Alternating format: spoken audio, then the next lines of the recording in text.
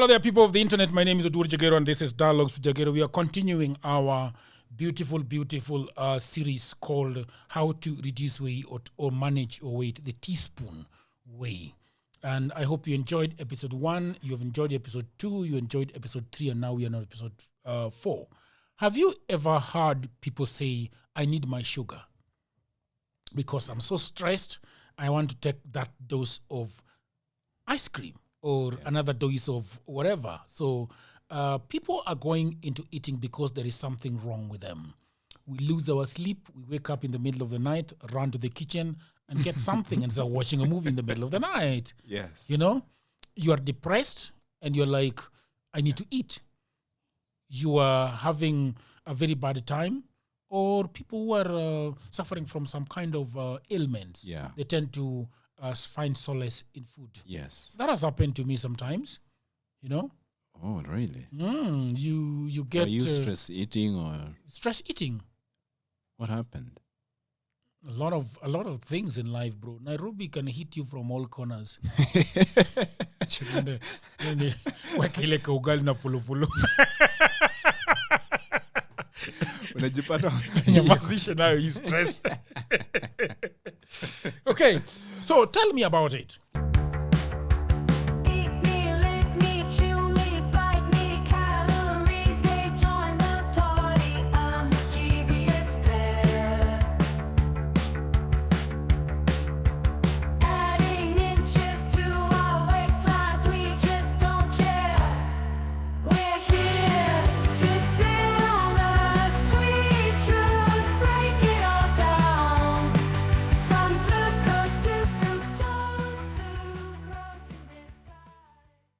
Yes. So this is a very important bit in terms of management of weight. Yeah.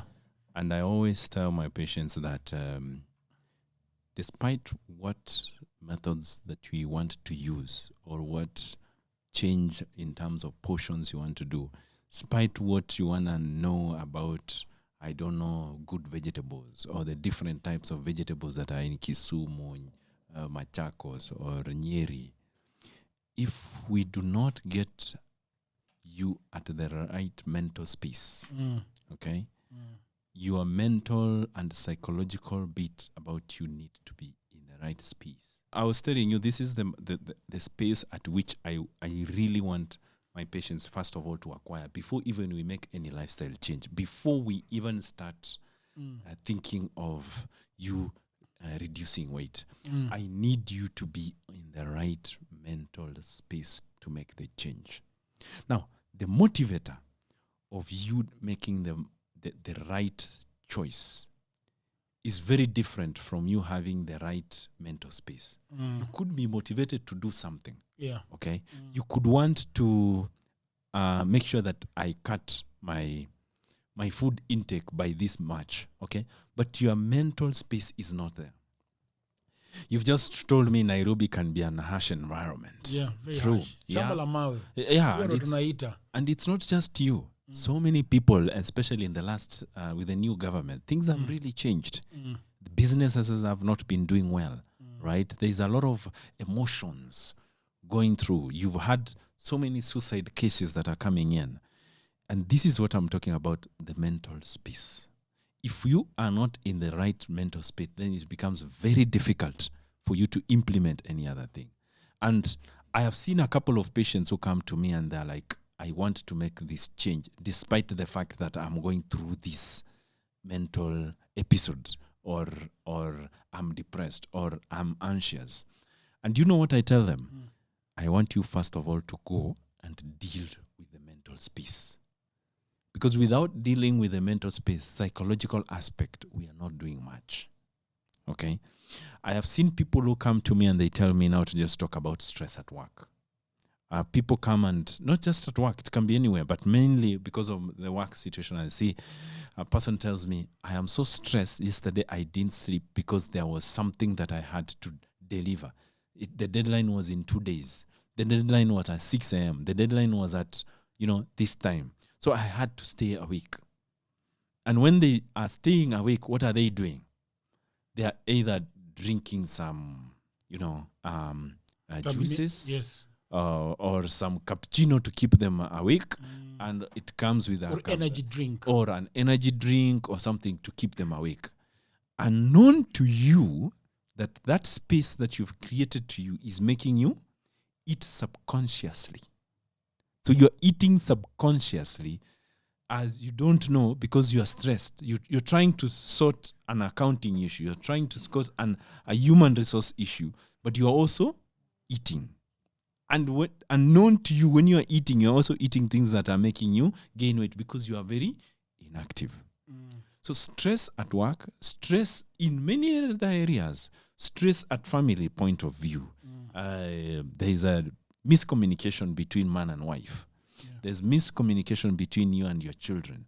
There is miscommunication between you and your neighbors. There is miscommunication between you and many other situations. The stress aspect is big.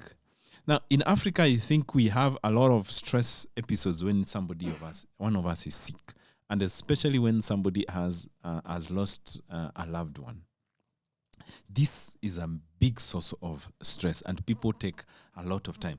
There is a period of grief. I don't know whether you know the stages for grief, and these ones we have to deal with them. You have to accept and allow yourself to go through a stressful episodes. And when somebody comes and they are actually dealing with this, you have to see a psychologist or a psychiatrist to deal with these situations. It's what we call acute stress syndrome, where it's actually stress and you need a lot of efforts. You even need a day off or two from your workplace to deal with it. Because if you don't deal with it, this results in very compulsive eating. And this leads into lifestyle diseases. I hope that makes sense. Yes. And when it comes to anxiety is another aspect of emotional eating. Anxiety, unfortunately, there are people who don't deal with situations. I don't know whether you have ever met people who don't deal with situations well. And somebody moves from a stressful event to an anxiety event situation. There's many different types of anxiety. The most common one is called general anxiety disorder, meaning you feel like you're in a flight state. All right? You feel like you fear something. There's danger looming. Exactly. There are people who cannot be left in a room. Like I will give you an example. I have a patient who comes from certain places in Katambo. Yeah. And she's elderly, but she cannot be left in a house alone. Because she fears that she's not good enough to be in the house. She fears that something might happen. She fears that, and there's no specific reason as to why she's scared. And what does that do? The husband now comes into compensation for it. And this came maybe in the last 5 or 10 years. It just started. In this case, you take this individual, they have to see a psychologist or a psychiatrist. Because again, if we don't deal with that stress, then their sugars are just up, despite the fact that you're actually consuming good foods. Does that make sense? The sugar or the gaining of weight will actually come by itself, because at that fear, you are going into the kitchen to look for something to try and finish your nerve conscious self. And that is that type of anxiety requires treatment, and it's very important that we deal with it. There is depression. I don't know whether you've heard about somebody saying, I'm depressed. Yeah. Colleagues at work telling you, I feel depressed. What does depression mean? Have you ever thought to yourself, what is the definition of depression? Definition of depression has, I know it has evolved. It has 9 things that we look at.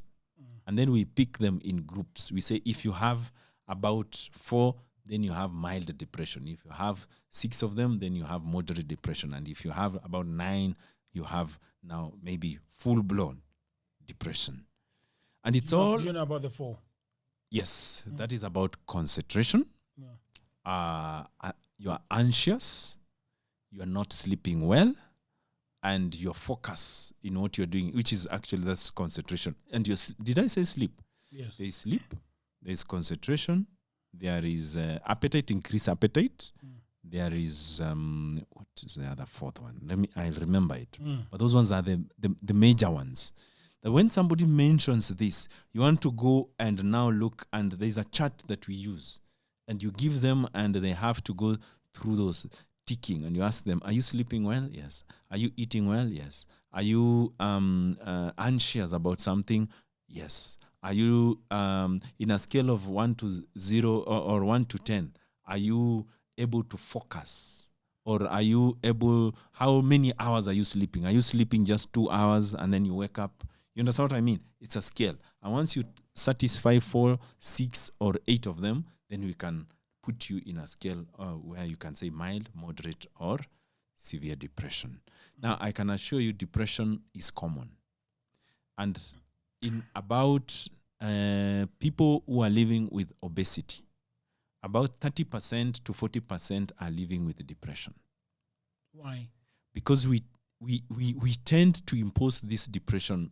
They first of all blame themselves for who they are. Okay.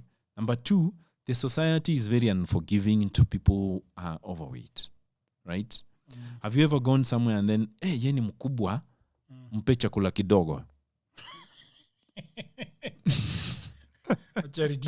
Yes. You told me you travel. Yeah. Right?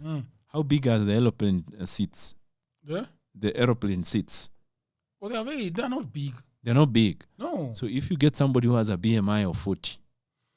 That's a problem, because most people actually, I have been in one plane where the guy insisted to the cabin crew that they have to find him another seat because the lady couldn't allow him to pumua. Oh, really? He was completely squashed. Exactly. And he wasn't able to, you know where somebody, the seats are very small. Yes. Then when you put somebody that is extremely large, they spill over. Exactly. And the guy was like, I can't do this. What do you think will happen to that individual? Alipelekwa second class. Oh, really? Si ndio? Sasa si kulikuwa kumejaa huku kwingine kwa pedestrians. Kwetu kwa pedestrian. Kwa matatu. Kwa matatu kulikuwa kumejaa. Sasa kulikuwa tu na... Yeah. And that's exactly, what do you think will happen to this By the way, individual? that is my biggest worry when I am in a plane. Oh, really? Yes. I am constantly worried about the person that is coming to sit next to me. You see? Because they are going to give you a lot of discomfort. Exactly. For example, if you are flying for 8 hours to Heathrow. Yes. And it is at night and you need to sleep. Yes. You really can't sleep. You can't. And by the way, why is it that so connected? Why are obesity so connected to snoring? Because when I was having a big weight, I used to snore. Yeah. But now when I started reducing, it left me. It is because your tongue also becomes big. It's true. Why are you laughing? That is interesting. Your tongue is obese. Why do you snore? I don't know. I didn't say it's obese. That's not a word we use for. It's what happens for you to snore. Yeah. All right? Yeah. The tongue is supposed to stay in the floor of the mouth. The floor. Yes, the floor of the mouth. That means at the base. Yeah. Right? Ingia huku kwa is your yes. Meno, hivi venye iko. Yes. All right? But now when you are overweight or obese, the muscles that hold the tongue at the floor of it, where it's supposed to be, are weak. And the tongue falls back. It falls, your windpipe is like this and your tongue is like this. Yeah. So if this is your tongue, and your windpipe is behind, the tongue falls back and closes it.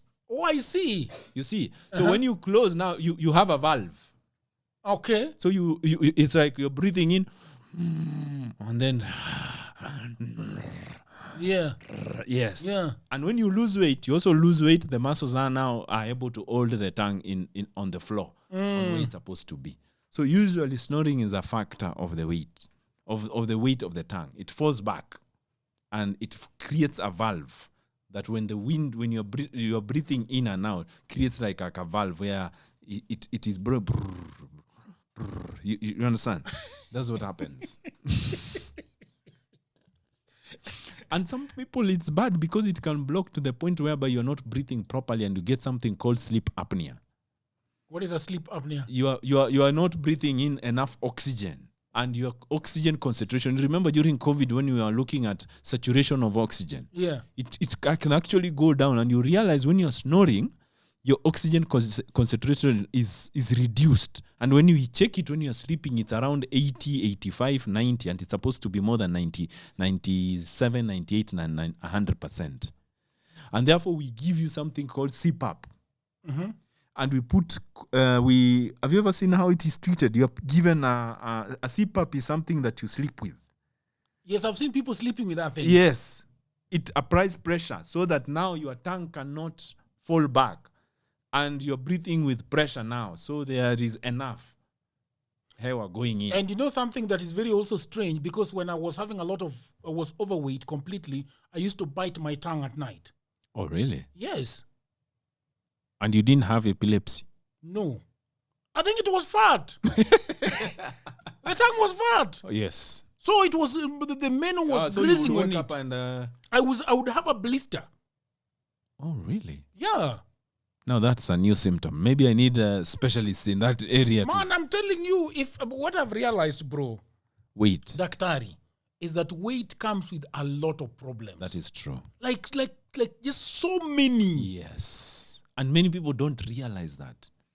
Like I tell people, if your partner is snoring and they've never gone for medical checkup, they need to check. There are sleep studies that people do and find out whether they're having sleep apnea and they're having conditions. Because those conditions we are talking about, they are they sound easy.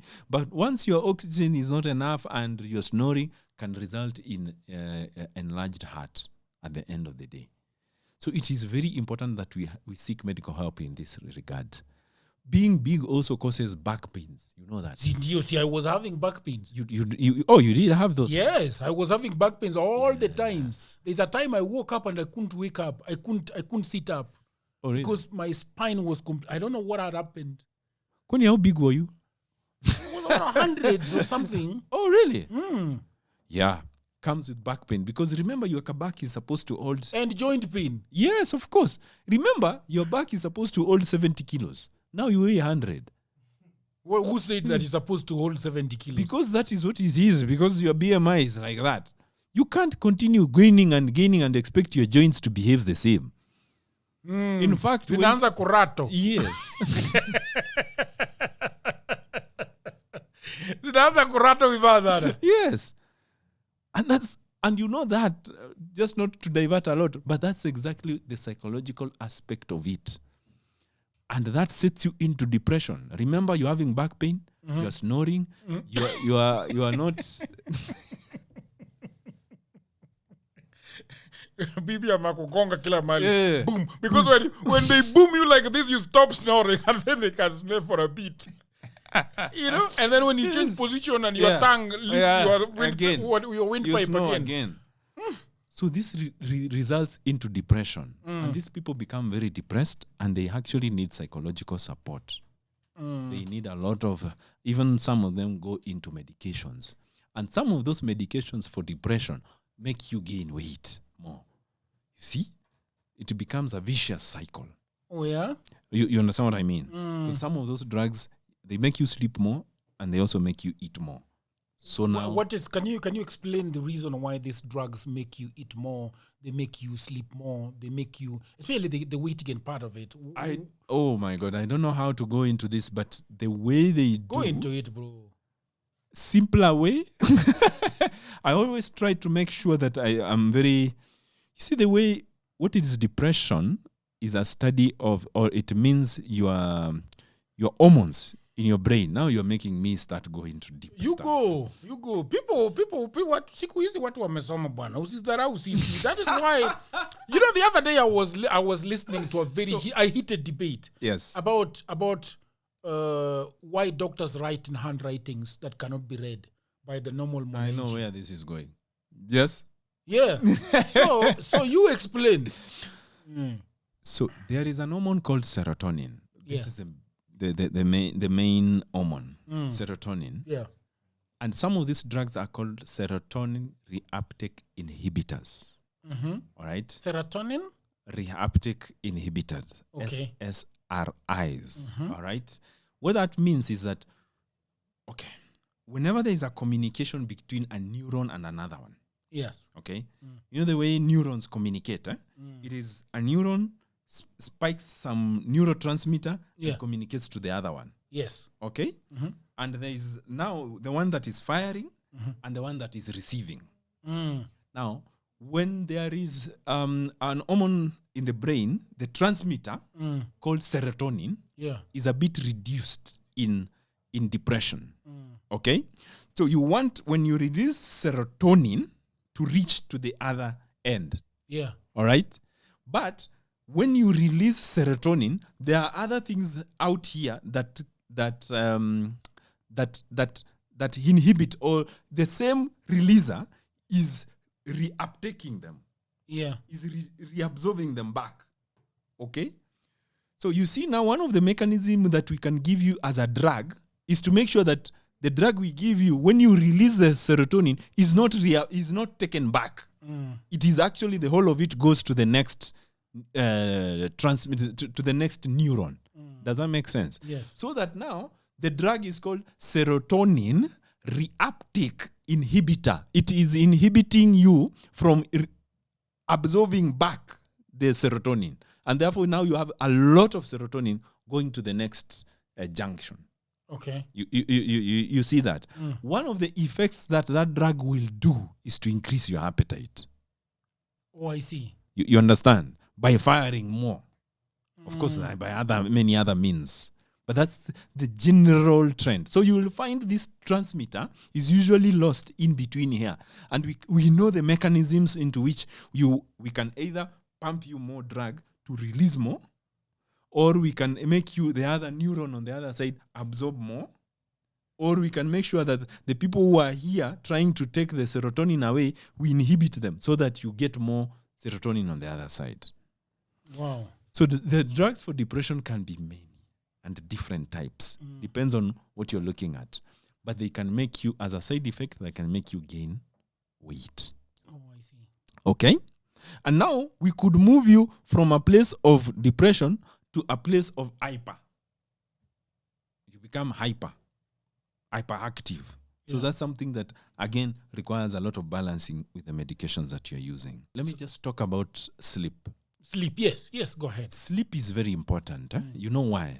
Sleep has been shown to be so important to the point that if you do not have enough sleep, it has been shown to be, in America they did a study, I think even in California, and showed that lack of sleep is the number one cause of accidents compared to, it causes more accident than alcoholism or alcohol. So sleep is very important. I cannot overemphasize the fact that we need to sleep at least 6, 7, 8 hours of the 24 hours that we are working, because that keeps your state of anxiety much higher. I was giving you an example. If you don't sleep at night, you are likely to wake up at night and tengeneza a cup of tea and bread, or a cup of tea and ndoma, or something that is in the fridge, or a bun, or something that is there. You're likely to eat it. And then my wife says she wakes up to gather them. The leftovers. Yes. And then during the day, you're not to yourself. You're feeling sleepy. So you move from your computer and you say, I'm feeling sleepy, let me go and get coffee. And you get the coffee to wake you up, and it's not likely to be alone. It's coming with something else. Yeah. And you keep transferring that problem until night. So you find yourself eating the wrong stuff just because you did not sleep. Yeah. Yes. So sleep is getting you to eat more. Exactly. And I've seen that is a big problem with our population, and especially here in Kenya. People, the more stressed they become, the more they depressed they become, the more deprived you become, the more a deal did not come through, then you don't sleep. And that can cause you have bad lifestyle habits or bad eating habits. Yes. Can we talk a little bit about food addiction? Yes. Yeah, so there's a fine line between eating because you love something, and when we spill over to food addiction. First of all, what do we understand by food addiction? Nakula sana. Kukula sana, how different is it from emotional eating? How is it different from just eating because I want to eat? You know, I really don't know the definitions correctly or how to, split the hairs. Yeah. But I've realized that there are people, for example, people eat a lot. Like unakaa na yeye tu kwa meza. Yes. Na anakula tu sana. Anakula. Sana. Yes. You know, Yes. people like there's a time I made fun of somebody. It was Christmas and they ate a lot. Yes. But then on top of eating a lot, unajua soda madiaba? Yeah, 500 ama 1,000. Soda madiaba is 500. Madiaba ni 1,000. No. Soda madiaba is 500. Oh, really? Yes, Okay. at least kwetu huko tunaita soda madiaba is 500 ml. Yes. Jamaa alikunywa soda mbili ya madiaba after lunch. And I told him, I remember telling him that's a fast. I've never seen somebody take 2 soda madiabas in my entire life. 2. Like that's 1,000 liters. That's a lot. That's a lot. Yeah. Like unajua tukikunywa during a meal time. Yeah. And then we wait tupige story Yeah. kitu kama saa 9. Yes. Alafu chukue hiyo ngine. It's all right. But Yes. the guy ate a lot and then had a soda. And then after finishing that soda, they had another one. What? That was a lot. Yeah. Now, how would you have differentiated between liking the soda and food addiction? And this is a very important topic. Yeah. Because I like comparing food addiction. Mm-hmm. It is the biggest epidemic or pandemic we have right now in the country. Food addiction. Yes. And I like just not calling it food addiction, but sugar addiction. That's the right word. Because have you ever had somebody say, I'm addicted to sukuma wiki? No. Have you ever had somebody that I'm addicted to spinach? It is the high they get in the food. Exactly. It is the sweeter foods, the unprocessed foods. And it's because of the spiking of insulin that drives food addiction. It's actually the hormonal influence that spikes it. So what is the main difference between the two? Just liking food and when now it is actually uncontrollable. And I like putting this across to anyone you have ever had. Can you define somebody who has alcohol addiction? In a way, it is you wake up, you started slowly, you liked the alcohol, but unasikianga mtu anasema, there is these guys who say, nataka kakitu kakuniamusha. Yes. Right? Something to start my system. To start my system. Ngurumisha. So yesterday alilala when they were drunk. Yes. Then they wake up in the morning and they want something to awaken them up. Right? Yeah. So they do that.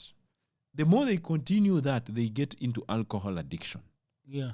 The same thing happens to What was sigara. Whenever I never give this story, but the first time I smoked is the last time I ever smoked. Yeah. I was given a cigarette. Yes. In high school. Kwa shamba la mahindi. And then you're given this by your colleague, vuta. I thank God up to today because nilivuta nyingi. And then nikakohoa macho ikakuwa red, nikalia, nikajiuliza, why would anyone want this problem? Yeah. But you see, if I had done it right, I would have done the second puff, the second, the third, but I tell you, that puff just made me get out. But now colleagues were doing it. And once you start into it, it becomes this thing that you need to fuel yourself. Have you ever stayed in an office with somebody who smokes? Yeah. What happens to them after 10, 20 minutes? They're always running out. Yes. Actually, my friend who is a neighbor is always, like we can be watching soccer with him. Yes. But 3-4 times, he's running to the veranda. Now, I want you to figure out sugar addiction or food addiction to be the same. You are compelled. It's out of your control to eat. They can actually, if they think about something, about food, a certain chocolate, a certain at cafe cake, they must take it. Now, I hope that you're enjoying this program. Over the last 15 years, I have been working online for clients in America, in Europe, and all over the world. And that is why it pains me a lot when I see a lot of African brothers and sisters saying that they do not have a job. Now, this is the problem. A lot of people are trying to look for a job in 2024 in their own town, in their own country, in their local area. Now, the truth is, there are no jobs in Africa, at least not so many jobs. The good news is that we have internet these days. We have a tablet, we have a computer, we have a phone, and that means that we can do a lot of jobs. And those jobs are online. That is why over the last 4 years, I've been writing a book that is called Digital Goldmine. It is a book that explains to you how you can earn money online. The 18 hustles that I've chosen are basically for Africans. Okay? Because what happens when you are doing online jobs is that payment is usually a problem. So these 18 side hustles that I have put together in this book, you can be paid very well and very conveniently. Okay, so the book is only 1,000 Kenya shillings. That is about $10. You can buy it in Kenya using pay bill number. You can buy it online from anywhere in the world using a credit or a debit card. All the information about this book is in the description below. Just need to go to the description, click on the link, and you can buy this book. And if you have a brother, you have a wife, you have a husband, you have a friend who is sitting at home and watching Netflix, please do buy this book for them. If you are the one sitting at home and watching Netflix and have nothing to do, please buy this book and your life is gonna change forever. Because I have been doing this online and I've been traveling and I've been enjoying myself and having a lot of fun. So thank you very much. And now back to program. Otherwise, the functionality reduces. Yeah. Do you get the difference? Yeah, I need my sugar. Yes. And not just your sugar. You need a particular type of cake. I need a chapati ya nani. Yes. Ndio mzuri. Yeah. Ugali ya nani. Yes. Ndio mzuri. And we are so much into it. I see patients who came and they come and tell me, I cannot stay a day without ugali. I cannot stay a day without chapati. I cannot stay away from githeri. I must eat it. I cannot, and these things cannot continue. And when now you do a survey, because this is where I wanted to get you and tell you, we have some smart questions. We have colleagues who are developing, unfortunately, currently as we speak, food addiction or sugar addiction is not recognized as a disease. And now we have some colleagues in the UK who are working on some parameters to make it that it's actually recognized as a disease in the world. Leave alone Kenya. In the world, it's not recognized as a disease. Food addiction. Yes, it is not yet recognized. It doesn't even have an ICD code. There are some codes of diseases. Like if you have malaria, there is a code for it. Every disease is coded in the whole world. It has a unique number. E800, E8000. What? Why are they coded? They code all of them. Why do they code them? For ease of talking of the same thing. Like if I talk about food addiction right now, I could be talking about food addiction to a mango. It's a very different from food addiction to rice. So those two will be coded differently. And therefore, if I quote the code, we are talking about the same thing. And diseases can be variable. Even anxiety, I told you anxiety can be different types. So you need to code which one you're talking about. You understand? So I was now, there are guys who are working on that. And there are some questions that you go through that you are asked to see if you are addicted to something. And if you allow me, I would really want to go through those questions. Yes, you can, please. Now, these questions, there's a template we call the CRAVED that we use for finding out if you are addicted to something. And CRAVED, CRAVED. What does it mean? The first C stands for compulsion. What does it mean? Powerful urge to consume. Why are you laughing? Wale watu ugali. Tukala chapati. My wife instructed our house help on Saturday. Yes. On Saturday, twice. You have this powerful urge to, and it's a serious, like, I will give you an example. Yeah. I have a patient who has to take a certain type of Ribena at a certain temperature. Really? Yes. Chilled. And they have They have a want fridge. Ribena- they are Ribena chilled. They are senior people. They have a fridge in the office, and they have to buy a certain type of Ribena, and it has to be a certain temperature. And if they don't take it like that, it's a problem. I have another one who has to take a certain type of cake from at cafe every time they go to the gym. That must be salt and caramel. Oh, I love it. And you Salt actually, and caramel. if they don't take it, they start shaking. They start experiencing withdrawal symptoms. Aye. Yes. You Ming. Yes. At least me, I can forget about R. it. Reaching for more. Increasing tolerance and needs. This is where you are taking a smaller portion, right, to feel satisfied. But as time goes by, you keep increasing to satisfy the same. Does that make sense? Yes. Yes. That is now the R. And then activities are neglected. If you do not take this type of food that you crave, then you neglect now your work, your main work that you're supposed to be doing. If it's accounting, the calculation inakuwa shida until you are able to consume that type of food. Volume is V. Ile sahani yetu ya 20 inch. Ndio hiyo. Ile sahani yetu 20 inch. You keep adding food and eating even more and more and more to satisfy yourself. And then E is exclusion. If you exclude that food, you get withdrawal symptoms.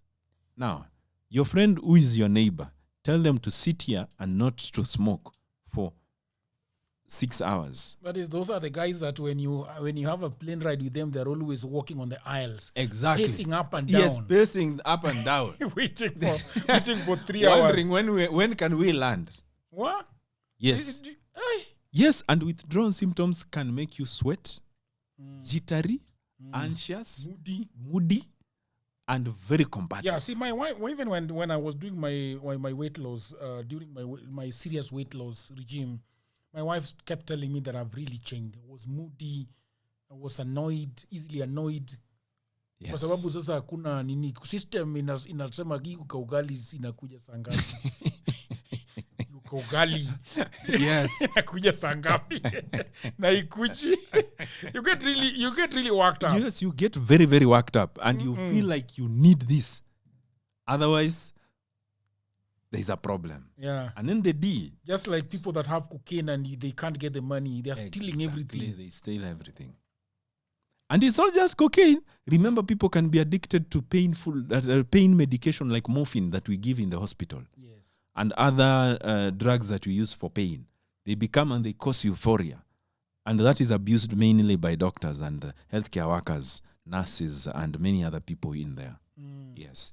Now, the last one is D, which is damage. Despite the fact that you know this thing is not good for you, you still continue taking it. And you know it is still harmful to me. So these people, somebody who is having addiction in smoking or cocaine, they know the problem, but they still continue doing it. So the people who are addicted to food, in our case, many people now, when I mention to them, that's when they realize how hard it is to stop this type of food. Yet they know when they eat it, it's causing damage to them. So this now results in food addiction. And now this separates you from the physical just anger eating, there's physical sleep eating from the food addiction by itself. It is very detailed. It requires a lot of psychological support, and a lot of even psychiatrist input. Unfortunately, in this country, we do not have food psychologists. Out there, we do have. Uh,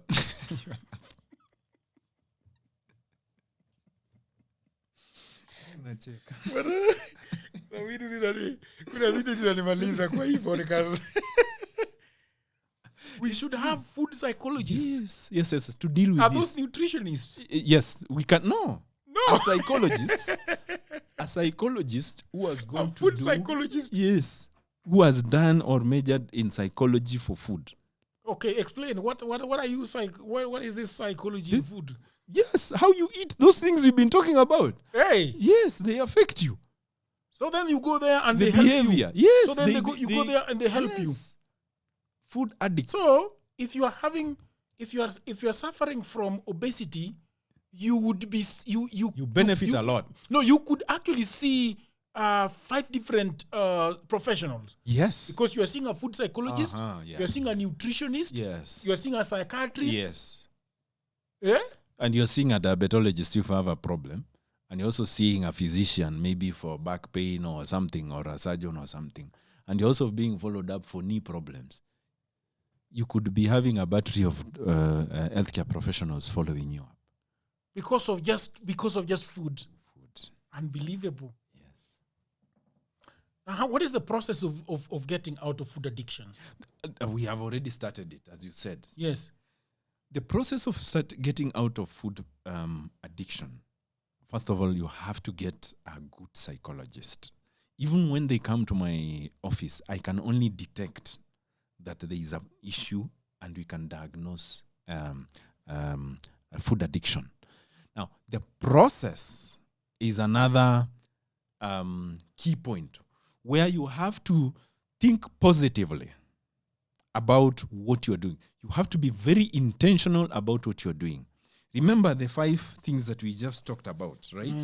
We Craved. talked about, yes, the craved thing, compulsion. Like, I need to eat that ice cream. And just the other day, I was talking to a patient of mine who is overseas. And we were doing Zoom call. And they said, I have done quite well since I last visited you. Because right now, I'm aware that when I'm calculating something and the ice cream calls me, I don't take the ice cream, but now I take an apple, which is much better than feeding the crave. For ice cream. So you look for something else to at least divert. Hata kama si 100%. Hata kama si 100%. Lakini kidogo tu, hata kama ni 30. Exactly. Eh? Yes. Upoe kidogo. The other thing is, if it's a visual effect that has led you there, you know, if for example, nimesema nimewacha, let's say, a good example is smoking. Why do you think many smokers stop smoking and they restart? It's because of the company they keep.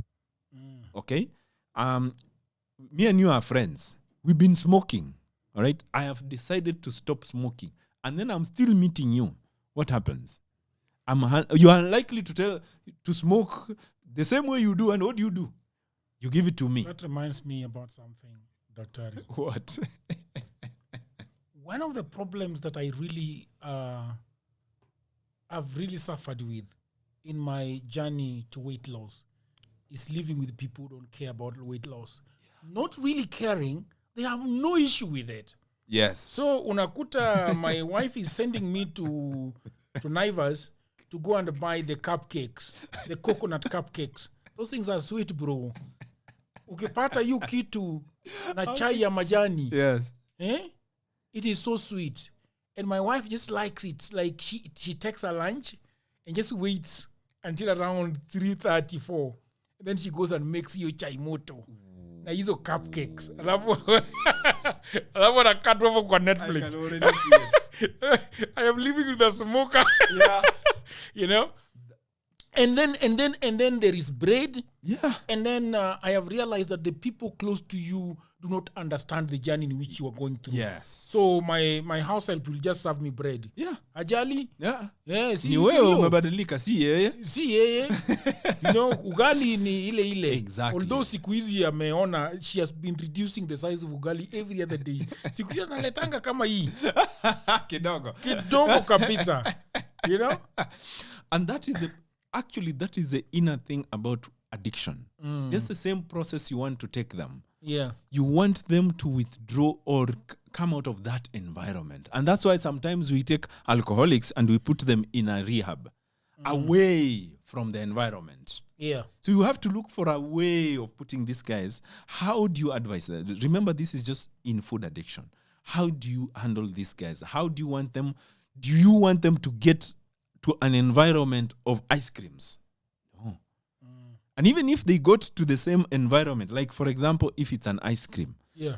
that patient was telling me here in where they want, I don't want to mention the place, they pack the ice creams in a certain nice, beautiful way. I've never seen ice cream being packed in a beautiful way. Even the way at cafe packs that salt and caramel cake. Yes. You open it like this. And bro, you salivate. Ai. Unaona tu bodaboda ameichomoa kutoka kwa hiyo bag yake unasema bas. Hii kitu keshafika. Yes. Yeah. So the idea was she eats a lot of them. So the idea was, can you get one? At least so that we deal with the R, reaching out for more. At least, even if you have to, do one. But what I've seen, cheat days or that cheating, it doesn't really work very well. Cheat so you days. you really need to be very cautious about that thing that you feel compelled to eat. Then the other thing is activity. What they are actually doing. Make sure that you don't neglect what you're doing. Make sure that you keep the focus. The power of positive mind thinking. You have to say, I ate in the morning. This is why I was telling you. I ate in the morning and I convinced your mind that this can reach me up to Sasaba. You have to positively think that I am going to get to lunchtime. The mental strength. Yes, you have to have that mental strength. But if you are used to doing it, you realize it's not easy for you to actually achieve that. And that is where now a therapist comes to you and tells you exactly the activities you need to indulge in for you to deal with the same. Okay. Volume eating. Now you need to move from the 20-inch to the 8-inch. Do you know, ladies, I told you, the ladies need to have a plate for 8-inch. I wish I would come with them. It's a very small plate, and a man needs to use a 10-inch. And that is what you eat. And once you eat that, you know that this needs to lead to satisfaction. Amazing. That brings us to the end of our 4th episode, right? Yes. In the next episode, we are going to be talking about lifestyle diseases that come with it. Yes. But I think we are going to zoom in to diabetes. Yeah. And we have been talking about explaining it, because at the end of the day, as you had told me, we realize that it is that disease that is waiting at the corner. Yes. At every juncture, there is always a sign that, the way they write 100 kilometers to branching this way. This way. Yeah. So diabetes it's like that path where you moved from overweight to obesity, and we know right at the corner there in 50 kilometers, 70 kilometers, 100 kilometers, it is there. Hello there, people of the internet. I hope that you're enjoying this episode. I think you're gonna love it. Yeah, that's true. And I am so thankful that you have, decided to tell this to the world. I am so fascinated by the application that you are building. Yeah. And the subscription model that you're doing, so that anybody around the world can actually, get this. So when we are talking about diabetes, you're going to tell us about that program. Yes, I will let you know about the program that we run. Yes. Right. Please leave a comment. But the most important thing, please subscribe. Hit on that notification bell. Because without the numbers, I would not have even gotten this doctor to come. When I'm getting a guest, they always ask me for my YouTube account. Then they look at the number of subscribers. And they're like, I don't know, I want to be here. If you subscribe, I want to get somebody that's going to be of interest to you. But please subscribe and leave and hit the notification bell. Until the other episode, bye for now.